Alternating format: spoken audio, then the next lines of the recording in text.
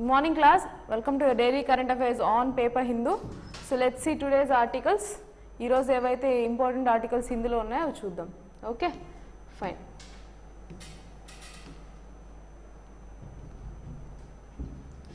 Freedom of expression being misused in Canada by anti-Indian elements. Ministry of External Affairs spokesman.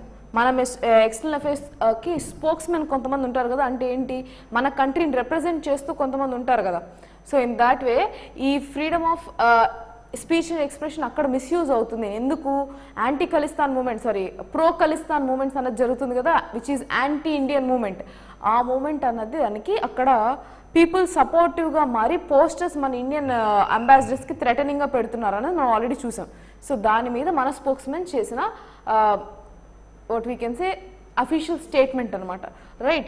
So the freedom of expression is being misused by extremists in Canada to legitimize terrorism. Idi official spokesman of our India MEA chepparu anamata, right? So he reiterated that India's call for Canada to rein in the pro-Khalistan elements who have circulated posters inciting the violence against Indian diplomats in Canada, USA and Australia ahead of an expected pro-Khalistan demonstration on Saturday. So ఏమవుతుంది, మన Indians ఏమని అడిగారంటే you try to control them, so it's your responsibility to control them. So they are threatening our Indian diplomats who are living in Canada, USA and Australia. So it is your responsibility as being the government to control them అని ఇచ్చారు statement. So rest all the same thing, so you can just go through, we'll go with some other article. So yes, as NY says, G20 is the key event for Russia, Putin visit now a possibility. So చూసినట్లయితే G20కి ఈ year మనం presidency మందే కదా presidency. Last time the presidency was with Bali అనే కంట్రీతో presidency ఉందన్నమాట. In that particular time Russia did not attend G20 summit because that was the time where they started this Russia-Ukraine war. It was during that particular time. So ఇప్పుడు ఏమైంది, ఇండియాలో conduct చేయడం వల్ల ఇండియాతో వాళ్ళకున్న positive relationship and they wanted to use this particular platform G20 to address their issues. So ఎందుకు మేము ఇది start చేసాము, ఇలాంటివన్నీ చెప్పుకోవడానికి and to improve this strategic importance and trade, economic relations అనేది ఒక కంట్రీ సస్టెనెన్స్ చాలా ఇంపార్టెంట్ కదా. So they are taking this G20 as an important platform which showcases that there is an expectancy. So expect చేస్తున్నారు ఎవరిని, Russian ప్రెసిడెంట్ని ఆ particular G20 summit మీటింగ్ని attend అవ్వడానికి. సో ఈ మీటింగ్ అంటే ఒక మీటింగ్ కాదు, కంటిన్యూస్ మీటింగ్స్ జరుగుతూనే ఉంటాయి. సో అందులో ఒక మీటింగ్ ఈయన అటెండ్ అయ్యే ఛాన్సెస్ ఉన్నాయి. How can we tell that the spokesman of Russia has mentioned this particular sentence. He is Roman Baushkin. He has mentioned that the G20 summit in India is one of the most important events for Moscow, said a senior Russian diplomat. So in a Russian diplomat ayana cheppina మాట, indicating the possibility that Russian President Vladimir Putin could attend the summit, which would be the first time he would come to face with the Western leaders since the war in Ukraine began. So ఆయన కానీ ఈ particular meeting attend అయితే this will be the very first time war start అయిన తర్వాత western కంట్రీస్ని face to face మాట్లాడడం. So ఇక్కడ ఇండియాగా మనం చేయాల్సిన మెయిన్ ఇష్యూ ఏమొస్తుందంటే, when western countries and Russia at once will meet అవుతున్నప్పుడు it will be on our head. So just excuse me for a minute. Fine. So ఎప్పుడైతే వీళ్ళు 1-to-1 ఇద్దరు వచ్చారు అనుకున్నప్పుడు ఇక్కడ ఇష్యూ ఏమొస్తుంది అంటే, ఏ కంట్రీ అయితే ప్రెసిడెన్సీ తీసుకుందో అక్కడ వాళ్ళ మీద పడే బర్డెన్ ఏంటంటే peace. So they need to ensure that there is peace ensured. ఓకేనా. సో పీస్ సెక్యూరిటీ అనేది అక్కడ మెయింటైన్ చేయగలిగేది మన రెస్పాన్సిబిలిటీ. సో ఇండియా మీద ఉంది అది. That pressure is on India, that you need to understand. Rest all nothing they have mention. మేము కలుస్తాం ఈ మీటింగ్లో అని చెప్పారు. అండ్ బాలి మీటింగ్లో they haven't attended. They have boycotted the Bali's meeting of G20 last year. Adi will chepped. Okay, see 2022 they've skipped this G20 summit. I've given you the gist. We'll go with some other article. Next, yeah, final R&R package settlement released for Gandikota reservoir project. చూసుకున్నట్లయితే గండికోటని grand Canyon of India అని అంటారు. గండికోట అక్కడ canyons ఉంటాయి. So ఎప్పుడైతే water flow వల్ల plus ఈ wind aeration వల్ల డెనిడేషన్ జరగడం వల్ల ఈ క్యానియన్స్ అనేది ఫామ్ అవుతుంది అనమాట. సో అది వెస్ట్రన్ కంట్రీలో ఉన్న ఒక క్యానియన్ లాగా ఇండియన్ క్యానియాన్ అనమాట. జనరల్గా క్యానియాన్స్ అనేది ఇండియన్ ఒక క్లైమేటిక్ కండిషన్స్కి పాసిబిలిటీ లేదు, but this is an exceptional case. That is why it is called Grand Canyon of India. Okay, so అది గండికోట ఒక్క ఫేమస్. సో ఇక్కడ జరుగుతున్న ఈ రిజర్వాయర్ ప్రాజెక్ట్కి this what is this rehabilitation and resettlement package అనేది disperse చేశారు. ఎందుకు? ఎవరైతే ఈ ప్రాజెక్ట్ కింద సబ్మర్జ్ అయిపోతారో వాళ్ళందరికీ వేరే చోటు చూపించాలి కదా. So they have to give them rehabilitation, so place where they have to live and also economic facilities. దానికోసం అమౌంట్ రిలీజ్ చేశారంట. So ex gratia of amount 456 crore has been released as an ex gratia and R&R package to 10,231 families of 22 affected villages under phase 1, 2, 3 of the project, says Principal Secretary Shashi Bhushan Kumar. So ఆయన చెప్పింది ఇదన్నమాట. Total 456 crore అనేది వీళ్ళు disburse చేశారు amount as a fund of R&R, right. So this particular project is called your Galeru Nagari Sujala Sravanthi scheme. ఆ scheme కింద వస్తుంది అనమాట గండికోట రిజర్వాయర్ ప్రాజెక్ట్ అనేది, which is in Kadapa, YSR Kadapa district. ఆ కడపలో ఉన్న గండికోట రిజర్వాయర్ అనేది దేని కింద వస్తుంది? ఈ particular project Galeru Nagari Sujala Sravanthi scheme. Okay, in that particular project they are trying to disburse this much amount. Okay, not trying to, they have already released this particular fund. Next. So many people were asking me about editorials. So what we have planned is that, good morning Leela Mahesh. So ఏం plan చేసుకున్నామంటే వీక్లో ఒక day, week మొత్తంలో జరిగిన important editorials మాత్రం separate class జరుగుతుంది. Apart from current affairs, I will be going to take a particular session only on that particular week's current affairs. So ఒక Saturday కానీ అలాగా ఆ వీక్ మొత్తానికి ఏవైతే బెస్ట్ ఎడిటోరియల్స్ ఉన్నాయో ఆ ఎడిటోరియల్స్ మాత్రం ఒక సపరేట్ క్లాస్ డీల్ చేద్దాం. ఎడిటోరియల్స్ మాత్రం సపరేట్, కరెంట్ అఫైర్స్ క్లాస్ సపరేట్గా పెట్టుకుంటాం. Okay, so I hope that helps.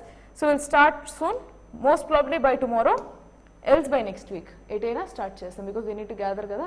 We'll do that. Fine. Next.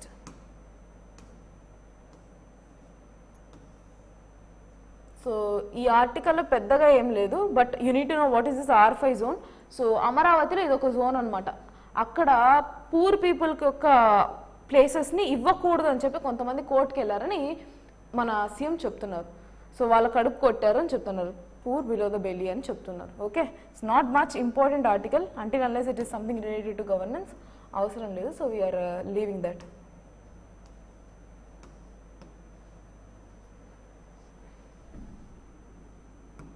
Okay, next one, free and open Indo Pacific region need of the year, sorry need of the hour.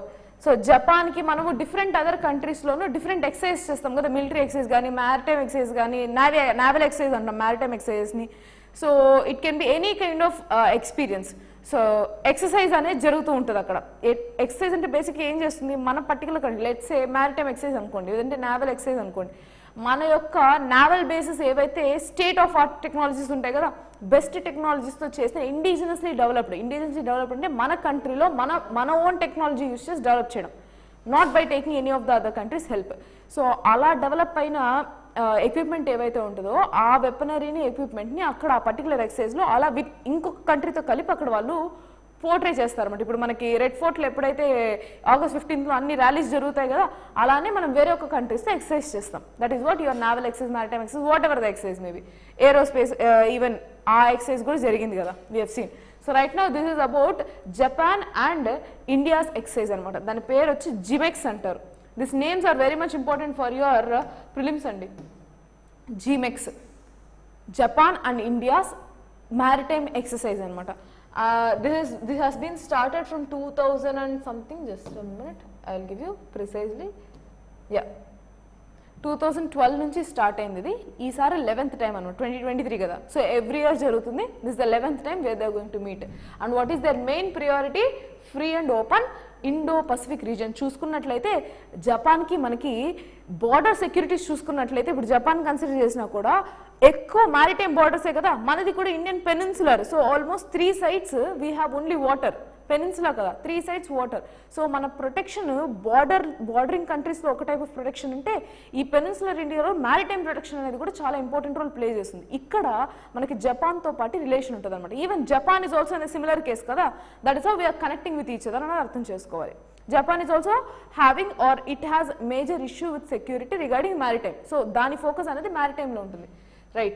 So the current global strategic environment is characterized by an accelerating and increasingly complex shift in the balance of power. అని ఎందుకు అంటున్నాం? Current multipolar world కోసం కష్టపడుతున్నాం కదా. So everyone are focusing on multipolar world. Earlier it use to be unipolar. So America ఉండేది, America or USA use to be at the top, ఒక్కటే singular power ఉండేది. ఇప్పుడేంటి? Multipolar world, different other. ఇప్పుడు China వచ్చేసింది, Russia ఉంది, India is also growing into huge power. So ఒక్కొక్క country అనేది develop అవుతుంది కదా, multipolar world. So that is their main priority and balance of power. So intensifying the competition among nations in numerous fields. So competition అనేది develop అయిపోయింది కదా, it has build. So competitiveness అనేది different other కంట్రీస్లో develop అయిపోయింది. So on the other end, global cooperation is required as never before in order to address the security challenges. So competitiveness ఎంతైతే పెరిగిందో cooperation కూడా. అందుకే మనం ఇండియన్ పర్స్పెక్టివ్లో చూసుకున్నట్లయితే cooperative and competitive federalism అంటాం. అలానే world perspective. This is not something new కదా, it's not something different from nation. Nation అనేది ఇదొక బౌండరీ, వరల్డ్ అనేది ఇంకొక boundary. Definitely you need competition and cooperation for its sustenance. So అదొకటి. So right now they are into this particular exercise called Japan India Maritime Exercise 2023, which is GMX 23 being hosted by Indian Navy of Visakhapatnam. So ఏవేవి participate చేస్తున్నాయి అనేది కూడా important అండి.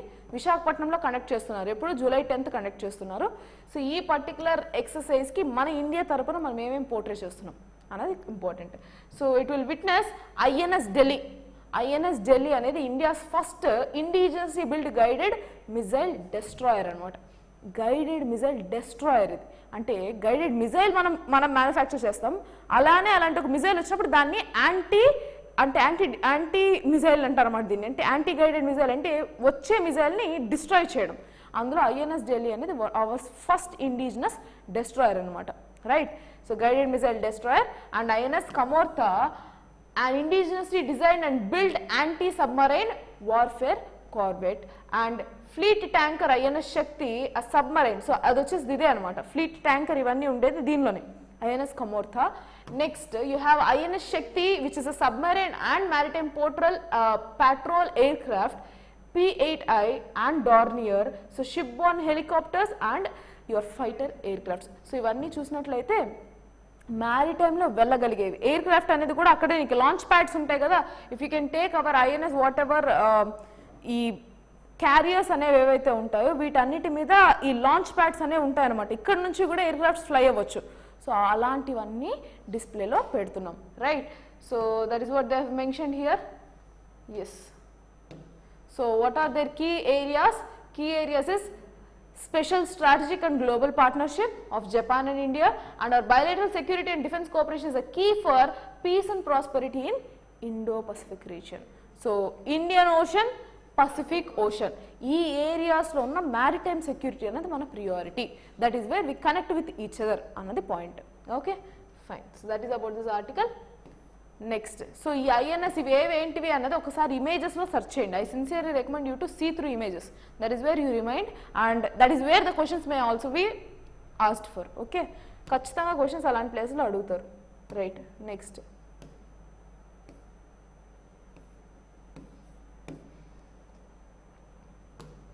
US is ready to help Manipur issue. సో ఇక్కడ చూసినట్లయితే US ready to help in Manipur if asked, says Eric Garcetti. So ఈ మనిషి ఎరిక్ గర్సెట్టి అనేది ఆయన US ఒక అంబాసిడర్ అనమాట.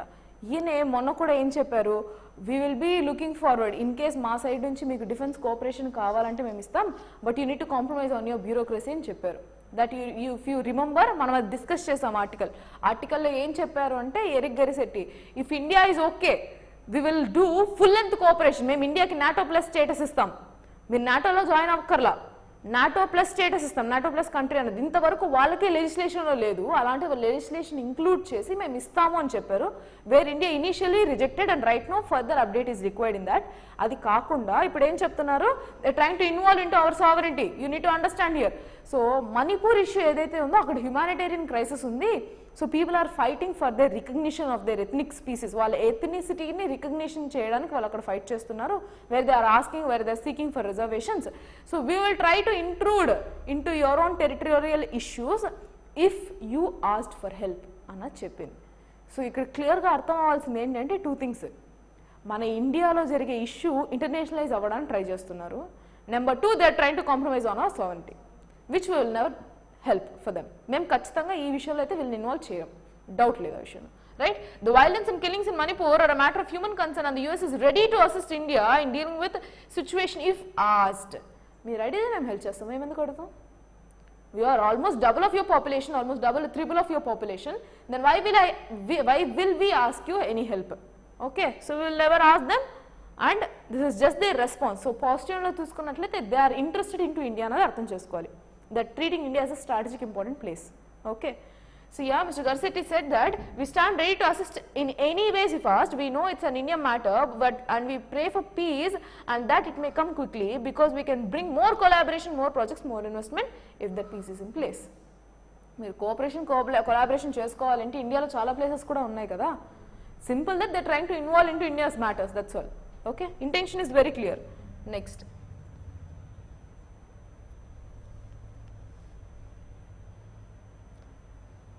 So yeah, this is a good concept. Mali governance lonu, polity lonu, one of the important concept idi. So SC asks NGO to move to center against the issue of sarpanchpatism in politics. What is sarpanchpatism or sarpanchpati?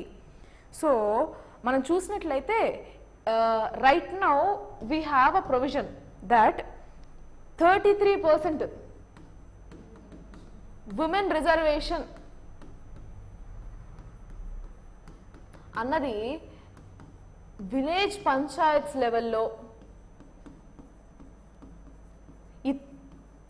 ఇప్పుడు state central state వదిలేస్తే next rural level ఈ ఏరియాస్లో, even in the urban municipalities ఈ ఏరియాస్లో తీసుకున్నట్లయితే 33% reservation ఇస్తున్నారు. So right now our focus is on village Panchayat. ఈ village పంచాయత్స్లో women యొక్క రిప్రజెంటేషన్ పెంచడానికి, విమెన్ యొక్క పార్టిసిపేషన్ పెంచడానికి, వాళ్ళ డిస్క్రిమినేషన్ తగ్గించడానికి they come up with a policy of 33% reservation in political area. అంటే ఒక కాన్స్టిట్యుయెన్సీలో అది విమెన్ ఏరియా అనేది ఒక నిర్దేశనకు వచ్చిందంటే ఉన్న ఎంటైర్ కాన్స్టిట్యుయెన్సీస్లో కొన్ని కాన్స్టిట్యుయెన్సీస్ ఉంటాయి అనమాట, రిజర్వ్డ్ కాన్స్టిట్యుయెన్సీస్ అంటారు దాన్ని. సో ఆ రిజర్వ్డ్ కాన్స్టిట్యుయెన్సీస్లో ఎస్సీస్ ఎస్టీస్కి సపరేట్ రిజర్వేషన్ ఇవ్వచ్చు, విమెన్ రిజర్వేషన్స్ ఉండొచ్చు. సో ఓవరాల్గా విమెన్ రిజర్వేషన్ 33% ఉండాలి అండ్ ఎస్సీ ఎస్టీ రిజర్వేషన్స్ వాళ్ళ ప్రకారం ఉండొచ్చు. ఆ ఎస్సీ ఎస్టీలో కూడా విమెన్ ఇన్వాల్వ్ అయి ఉండొచ్చు. Unit understand. ఓకే, అయితే 33% ఎస్సీ ఉమెన్కి సపరేట్గా ఇచ్చి ఎస్సీ ఎస్టీకి సపరేట్గా ఇస్తే మరి జనరల్ వాళ్ళకి ఏంటి అని డౌట్. ఈ ఎస్సీ ఎస్టీస్లోనే విమెన్కి కూడా ఇవ్వచ్చు రిప్రజెంటేషన్. ఎస్సీ ఉమెన్ ఇవ్వచ్చు కదా, ఎస్టీ ఉమెన్ రిప్రజెంటేటివ్ ఇవ్వచ్చు. సో ఓవరాల్ ఇక్కడ మీరు అర్థం చేసుకోవాల్సింది ఏంటంటే 33% రిజర్వేషన్ అనేది విమెన్కి రూరల్ పర్స్పెక్టివ్లో, రూరల్ పొలిటికల్ ఏరియాలో ఇచ్చారు.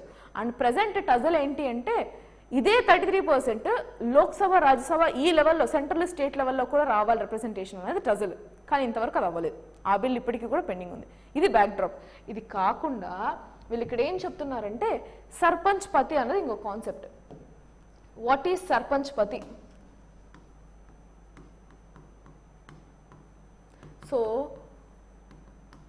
ఇది సొసైటీకి కూడా చాలా ఇంపార్టెంట్ అండి. ఇప్పుడు విమెన్ అనేది లెట్స్ రూరల్ ఏరియాలో ఒక ఎక్స్ విలేజ్లో, ఒక విలేజ్ ఎక్స్ అనుకుందాం, ఇది విమెన్ యొక్క రిజర్వేషన్లో ఉంది. సో అక్కడ నిలబడే ఒక రిప్రజెంటేటివ్ ఎవరైతే ఉంటారో అది విమెన్ అయి ఉండాలి. సో పేరుకు ఒక ఉమెన్ నిలబెడతారు కానీ అక్కడ యాక్షన్ ఎవరు చేస్తారు? ఉమెన్ యొక్క హస్బెండ్ చేస్తాడు. సో పేరుకు ఆమె నిలబడింది కానీ అక్కడ డెసిషన్ మేకింగ్ లేదంటే కాన్ఫ్రంటేషన్ ఎవరి దగ్గర జరుగుతుంది? ఆమె ఒక హస్బెండ్ జరుగుతుంది, లేదంటే ఆమెకు ఒక బ్రదర్ జరుగుతుంది. మోస్ట్లీ సర్పంచ్ పతి అంటే ఏంటంటే సర్పంచ్ ఇక్కడ విమెన్ అయి ఉంటుంది కానీ అక్కడ రూల్ ఎవరిది? సర్పంచ్ యొక్క మొగుడిది, హస్బెండ్ది. సో పతి అంటే ఎవరు? భర్త, హస్బెండ్ హిందీలో. సో సర్పంచ్ పతి అన్నది ఆ కాన్సెప్ట్ ఉంటుంది. Where even if a woman is being elected as an elected representative from the rural end, still the ruling will be in the hands of that particular women's husband or women's husband. To be precise ఏంటంటే ఒక ఉమెన్కి chance ఇచ్చినప్పటికీ power holding అనేది men దగ్గరే ఉంది. So that can be her husband, that can be her brother, ఎవరైనా అవ్వచ్చు, but పేరుకి సర్పంచ్ పతి. ఓకే, సో ఇక్కడ ప్రాబ్లం ఏంటి వస్తుందంటే మనం ఉమెన్ రిప్రజెంటేటివ్ ఇస్తున్నాము కానీ అది ఎఫెక్టివ్గా లేదు అని ఎన్జిఓ ఒకటి సుప్రీంకోర్టుకి వెళ్ళిందనమాట. So even now this sarpanch patism in politics is clearly visible అన్నది వాళ్ళ పాయింట్. సో ఇప్పుడు సుప్రీంకోర్టు ఏమని చెప్పిందంటే then you should not be approaching us, go approach the centre. ఏమని చెప్పారు? That is not under the ambient of judiciary, you should go and ask for legislation. అది వాళ్ళు చెప్పిన point, right? So yes, what they mention here, So the Supreme Court said on Thursday that the government and not the judiciary should look into the problem of men often wielding the actual power behind the elected women. So ఇక్కడ men అంటే ఆమె husband అవ్వాల్సిన అవసరం లేదు, పేరుకు సర్పంచ్ పతి, కానీ ఏ ఒక్క పర్సన్ అయినా సరే ఒక జెంట్ విమెన్ పేరుకి నిలబెట్టి తను పవర్ తీసుకొని తను నడిపిస్తున్నాడు అన్నదాన్ని సర్పంచ్ పతిజం అని అంటారు పొలిటిక్స్లో. So remain faceless wives and daughters in law in grass root politics. So this is an actual issue. Next, right, we feel that this is for the ministry of, so ever look cheyalantunnaru meer evarni comprise avvali ani antunnarante, this is for the ministry of panchayati raj to look into the grievance made by petitioner as to whether there is a better mechanism implement the object of reservation. So ఆ objective of reservation అనేది ఏదైతే ఉందో మీరు direct ఎవరిని అడగాలి, పంచాయతీ మినిస్టర్ని అడగాలి, పంచాయతీరాజ్ మినిస్టర్ని అడగాలి, మమ్మల్ని కాదు అని చెప్పింది. Okay right. So yes, that is about this article. So Panchayati Raj గురించి కొంచెం మెన్షన్ చేశారు.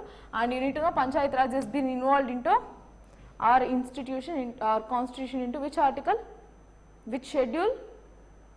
11th schedule. Then you have part 9 of constitution and through 73rd amendment, right? 73rd amendment lo include chesaru, right? However, the state government antelendi same thing ade chepparu, so you can just go through this article. Next,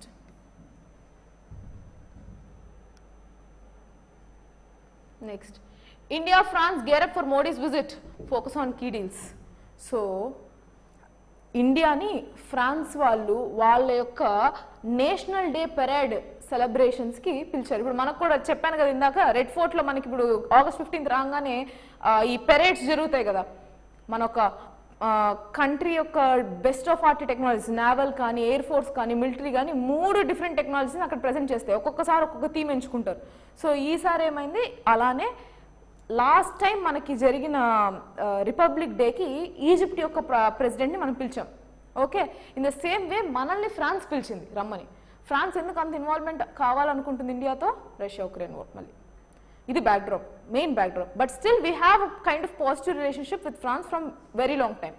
okay, so 25 years నుంచి strategic partnership ఉందన్నమాట మనకి. ఎవరితో? ఫ్రాన్స్తో. With Paris, you can see Paris is the capital కదా. So the co development rather than co production will be the focus of India France ties as the countries prepare to mark for 25 years of strategic partnership next week, while Prime Minister Narendra Modi travels to Paris to attend France National Day parade.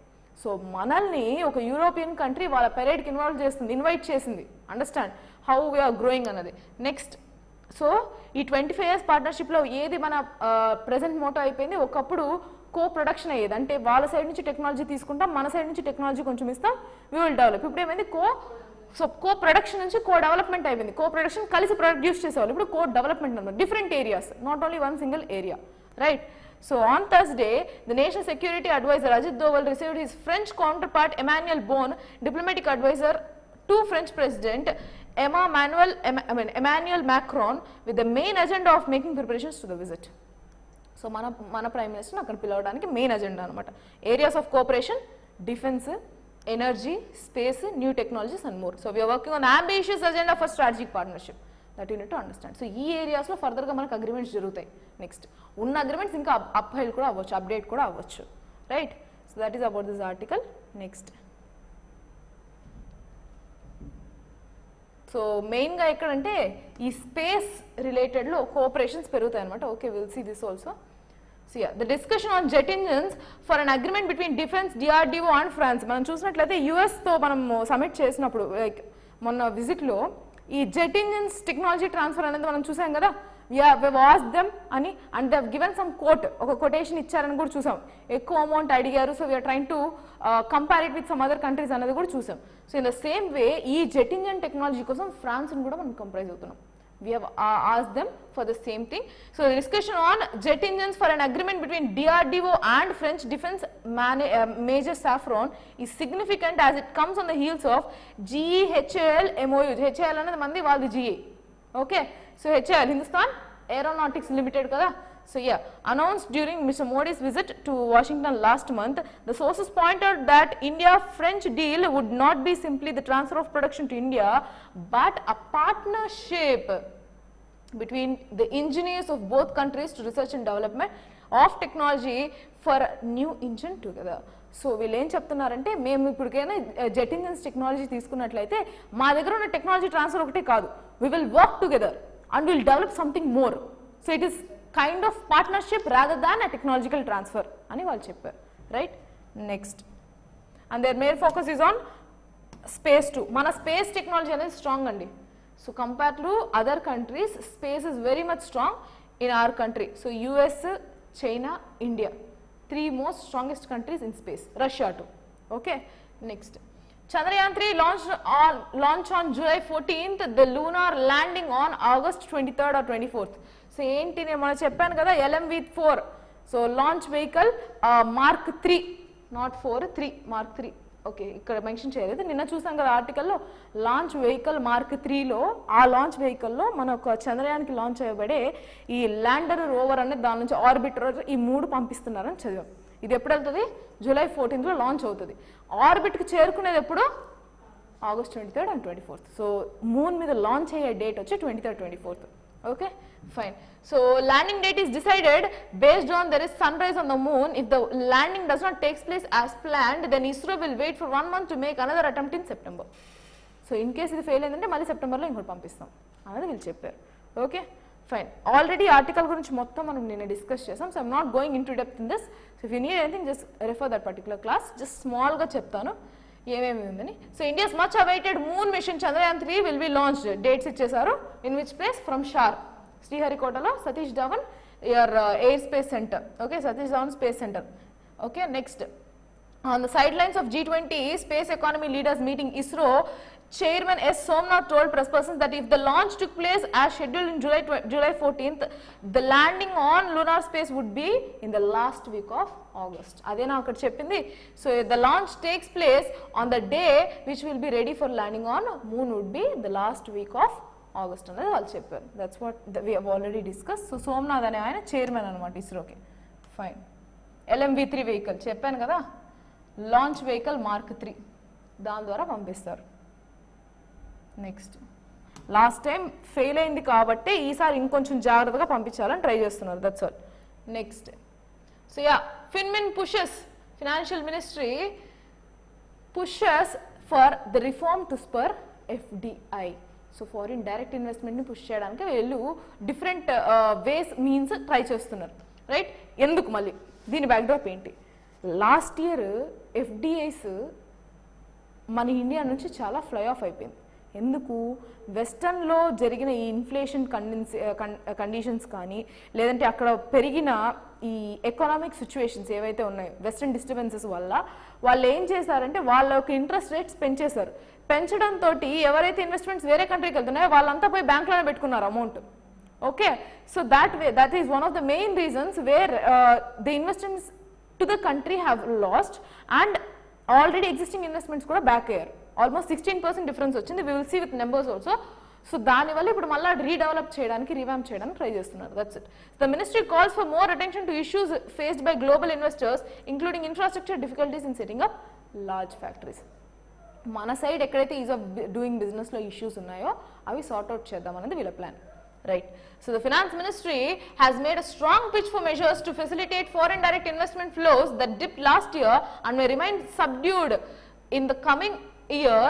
So in the coming where is this, that dipped last year and they remain subdued in the coming months. It mooted greater attention from policymakers to resolve challenges faced by global investors including last mile infrastructure issues and difficulties for setting up large factories. So what are they planning for? ఏవైతే issues ఉన్నాయో మన side నుంచి, ఇప్పుడు factories పెట్టాలనుకుంటే clearances issues ఉంటాయా, లేదా infrastructure buildup దగ్గర issue ఉంటుందా, అలాంటి సప్లై చైన్ మేనేజ్మెంట్ దగ్గర ఎలాంటి ఇష్యూస్ ఉన్నా అవి మేము అడ్రస్ చేస్తాము అనేది first point. Next, so blaming the dip of FDI inflows in FY23 to inflationary pressures and tighter monetary policies, the ministry noted that the FDI flows may also be impacted by the political distance more than geographical distance. The geopolitics has dominated geography. So ఇక్కడ ఏంటి problem అంటే మీరు ఈ geographical distance ఒకటి పక్కన పెడితే పొలిటికల్గా కూడా distance, why because of this Russia Ukraine war హ్యూజ్గా జియోపాలిటిక్స్లో చేంజెస్ వచ్చింది కదా. సో ఇది కూడా one of the main reasons apart from tighter monetary policy and tighter physical policy, ఇది మెయిన్ ప్రాబ్లము అన్నది మన ఫినాన్స్ మినిస్టర్ చెప్పింది. సో చెప్పాను కదా 16% వరకు ఎఫ్డిఐ ఫ్లోస్ తగ్గింది. It has been dipped for 16% last year from the record high of 84.8 billion in FY22 fiscal year 22, while net inflows a sharp of 27.4%. So overall గా తగ్గింది ఎంతనో అది ఇంపార్టెంట్. ఎంత తగ్గింది? 16% of FDI flows have been dipped. ఇది important, right? In an annual economic review published on Thursday, the ministry said that the phenomena is not unique to India, as net inflows emerging market economies declined 36% in 2022. అందుకే ప్రతిసారి కంటిన్యూగా inflation ఫారిన్లో పెరిగినప్పటికీ development అనేది ఇండియాలో కాన్స్టెంట్గానే ఉంటుంది అని ఎందుకు చెప్తున్నారంటే, ఈ డెవలప్మెంట్ ఇండియాలో ఉన్న సప్లై చైన్ వల్ల డెవలప్మెంట్ వస్తుంది, ఇండియాలో ఉన్న ఇన్ఫ్రాస్ట్రక్చర్, ఇండియాలో ఉన్న ఎకనామిక్ పాలసీస్ వల్ల వస్తుంది తప్పనిచ్చి ఫారిన్ నుంచి పెద్దగా రావట్లేదు అనేది వన్ ఇన్బిల్ట్ అండర్స్టాండింగ్ అనమాట దీనిలో, right? So that is about this article, you can just go through that. Next, India will need at least 20 lakh deep tech engineers by 2030. So మనకి ఎక్కడ అన్నది ఇంపార్టెన్స్ అన్నది తెలుస్తుంది కదా. So this is the place where it is important. దాదాపు 20 lakh deep tech engineers ఒక requirement ఉంది 2030 నాటికి. So which shows that apart from the recessions of foreign countries, ఇండియాలో ఒక ఇంజనీర్స్ ఎవరైతే ఈ బీటెక్ చేసుకొని ఇంజనీర్స్ పాస్ అవుట్ అవుతారో వాళ్ళందరికీ జాబ్స్ వస్తాయన్నది అర్థం చేసుకోవాలి. Okay, again this is inbuilt understanding. So India will require an additional pool of at least 20 lakh deep tech engineers by 2030 to meet its growth aspirations for semiconductor and electronic design manufacturing sector. So evariki ekku priority untadi, evaraithe ECE lo btech chesaro, electronics and communication ga. So electronics మీద ఎవరికైతే grip ఉంటుందో అలాంటి వాళ్ళకి చాలా huge edge అనేది ఉంటుంది అన్నది point, right? Next, so these 20 lakh deep tech engineers should come from diverse disciplines, and the requirement of electronic engineers would be around 2 lakh by 2030. So ఇప్పటివరకు ఎవరైతే బీటెక్ చేస్తారో ఆల్మోస్ట్ బీటెక్ చేసిన వాళ్ళకి తెలుసుంటుంది, EC ఎవరైతే చేస్తారో వాళ్ళు సిఎస్సి జంప్ అయిపోతారు. So they go for coding most probably because core సెక్టార్లో జాబ్స్ ఉండవు. సో ఇప్పుడు ఏం చేస్తున్నారు, కోర్ సెక్టార్లో ఎవరైతే ఈసీ చేస్తారో వాళ్ళకి హై ఎడ్జ్ ఉంటుంది, and from different disciplines as well, right? So that is about this particular article. Next,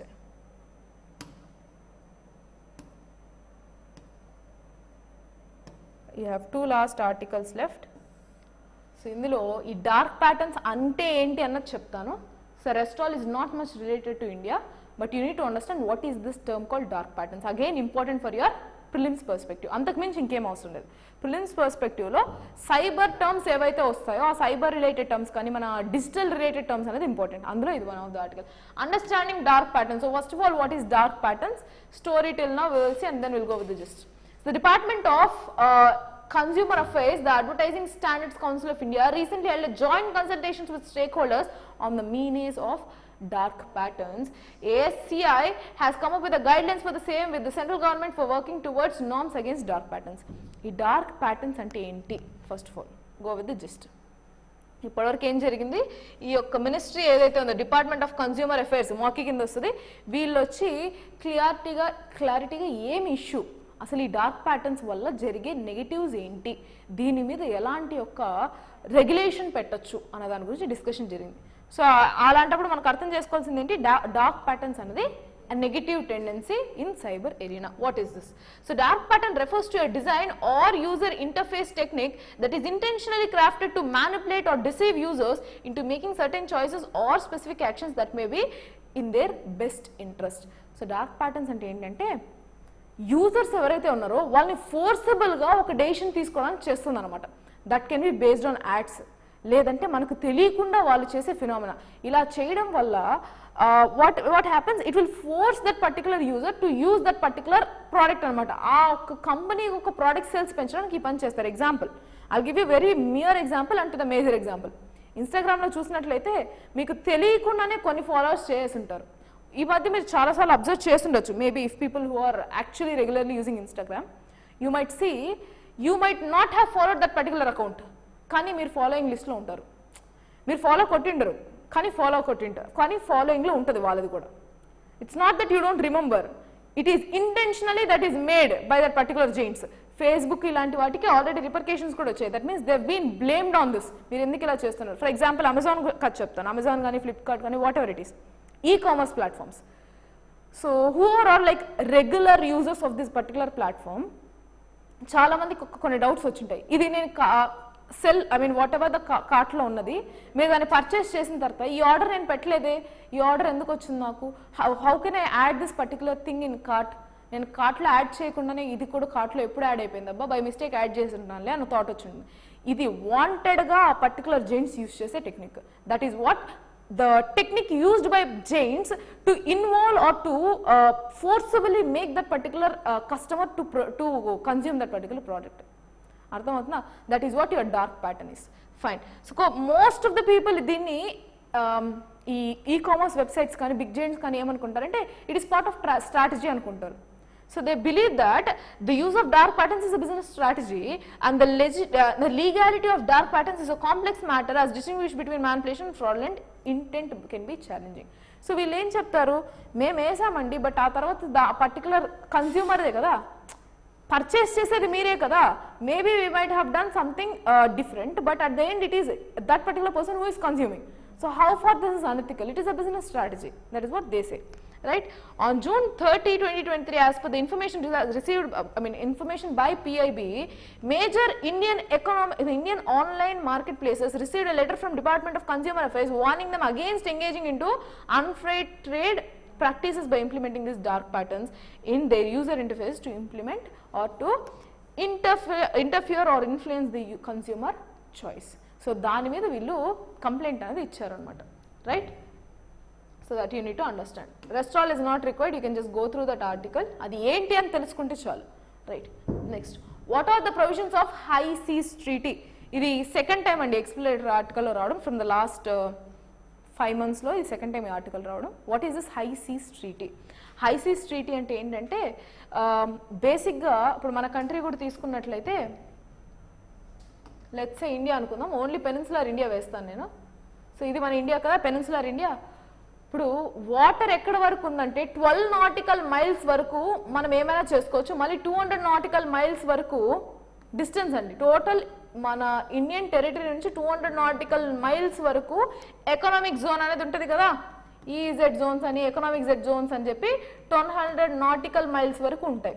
ఇలా ఏ కంట్రీ అయితే వాటర్లోకి వాటికి బౌండరీస్ ఉన్నాయో వాటికి మ్యాక్సిమం స్ట్రెచ్ 200 nautical miles వరకు ఉంటాయి. ఇది దాటిన తర్వాత వచ్చే ఏ ప్లేస్ అయినా హై సీజ్ అని అంటారు. ఈ తర్వాత వచ్చేవన్నీ హై సీజ్ అనమాట.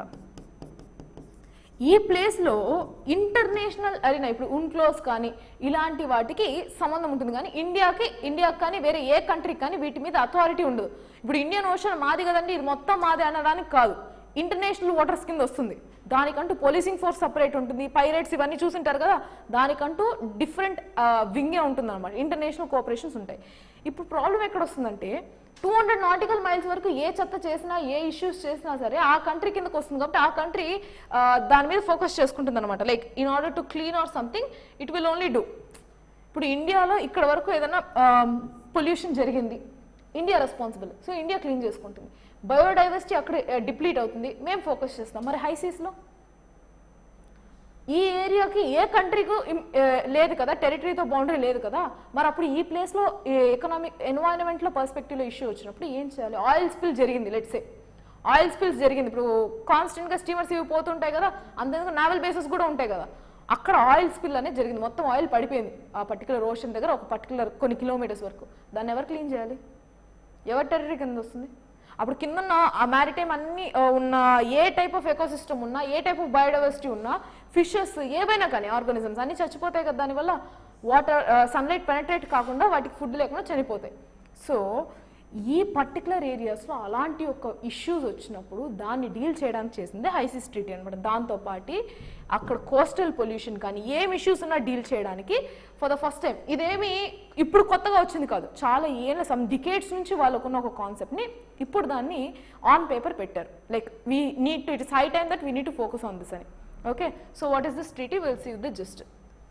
On June 19th, UN adopted for the marine biodiversity of areas beyond national jurisdiction. So beyond national jurisdiction, మనకు కూడా అక్కడ జ్యూరిస్డిక్షన్ లేదు కదా, ఒక నేషన్ తర్వాత వచ్చే జ్యూరిస్డిక్షన్ ఆ నేషన్కి కాకుండా మిగిలిన ప్లేసెస్ ఏవైతే ఉన్నాయో మ్యారిటైమ్లో, వాటర్లో, ఆ ఏరియాస్ని ఎలా కన్జర్వ్ చేయాలనేది ఈ ట్రీటీ అనమాట, which is called high seas treaty. So protection of biodiversity in beyond national jurisdictions, right? So the treaty aims to address the critical issues such as increasing sea surface temperatures. చూసినట్లయితే బిపర్జాయ్ కానీ ఏవైతే కానీ Arabian కోస్ట్లో మనకి effect అవుతున్నాయి. Arabian Coast నుంచి వచ్చే cyclones పెరిగిపోయాయి. ఎందుకు?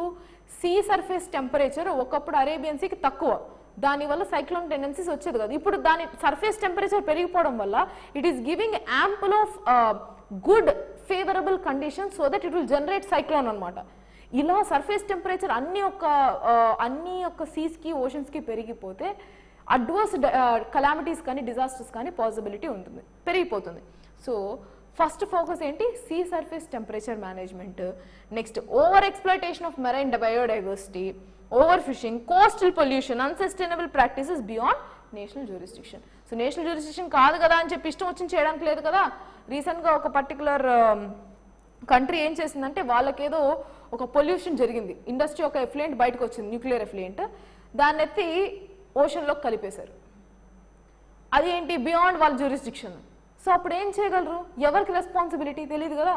సో ఇన్ సచ్ కేసెస్ అలాంటివి అన్నీ జరగకుండా ఆపడానికి ఇది చేశారనమాట, right? So many developed countries oppose the treaty as the stand by private entities which are for the forefront of advanced research and development in marine technology.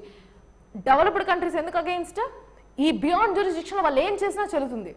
ఇప్పుడు నేను చెప్పాను కదా, ఇప్పుడు న్యూక్లియర్ వెపనరీ చేశారు, దాన్ని ప్రయోగించాలి, ఎక్కడ చేస్తారు? హైసీస్లో చేస్తారు, ఎవరు పట్టించుకోడు కాబట్టి. సో ఇలాంటి ఒక ప్రైవేట్ ఎంటిటీస్కి ఇష్యూ వస్తుంది కాబట్టి మేము ఒప్పుకోము అని డెవలప్డ్ కంట్రీస్ చెప్తున్నాయి. That is about entirely this article. మళ్ళీ దాన్ని కొంచెం పెంచి ఇక్కడ మెన్షన్ చేశారు తప్పనే ఇంకేమీ లేదు. ఉంక్లోజ్ అని చెప్పాను కదా, that is also responsible for your high seas అని.